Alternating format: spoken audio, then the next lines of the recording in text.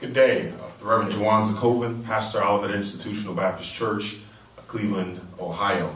I certainly want to thank Representative Reece, Dr. Davis, our host pastor, and Bishop Clark, and so many of our faith and clergy colleagues, as well as many of others who are gathered with us on today.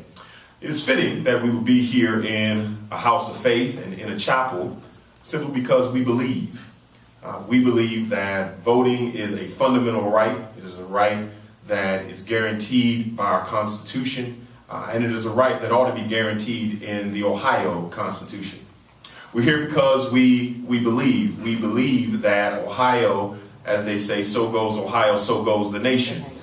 And if we are truly a battleground state, we will also be the battleground state for voting rights. And so we have decided that we are going to press on, that we are going to continue this beyond this year into the weeks, the days and the months that are before us, because this battle will continue. It is so fitting, as Representative Reece has said, that during this time in which we are calling to our remembrance the Voting Rights Act, as well as Freedom Summer 1964, that we are going to galvanize during the summer in our faith communities, within our local civic organizations and civil rights groups. We are going to be building this coalition. I am amazed in 90 days what we have been able to build around this state.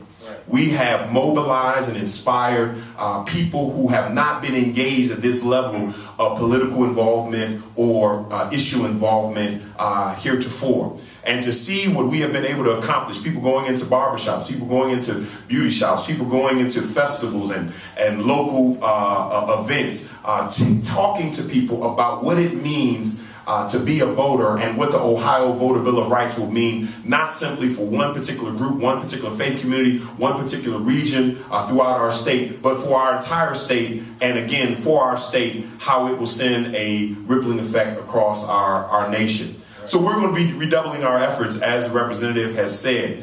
And one of the things I want to piggyback on and point this out is that we have seen what we have accomplished in a very short period of time on a shoestring budget. We have, if I could say, we have built bricks without straw, and we have done a great deal. I can only imagine, with the great investment from our continued investment from our partners who believe in this effort both statewide and nationally, because we have seen with these types of initiative, when truly invested and given the great efforts that can be mobilized on behalf of such state initiatives, what can be accomplished. So as the representative said, we call on all of those who are members of our progressive community, all of those who believe in voting rights, all of those who believe that it is a fundamental right, not simply in the state, but around our nation, to invest in voting rights, to join us in this effort, be a part of this movement, connect with us, because we believe that if we can accomplish this, it will inspire groups, organizations, faith communities around the country to rally around this issue and to do what they can in their state to move and change our nation. So over the course of the next few weeks, we've already built up a tremendous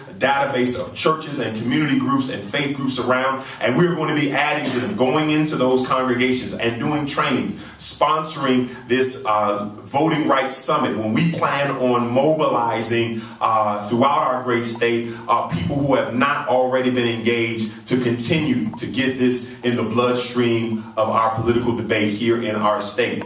And let me say that, speaking for myself, and I believe comfortably speaking for our colleagues, that this is our issue. This is our issue. Over the course of the political season, there are many things that come to the fore and become the fodder for discussion, both in the political circles and in media. But for us, who serve on the ground in our community, who serve on ground zero where issues are most affected, if you can't vote, you can't affect the issues. So this is our issue. This will be the defining issue, we believe, for this 2014 campaign. It'll be the defining issue going into 2015 until this work gets done.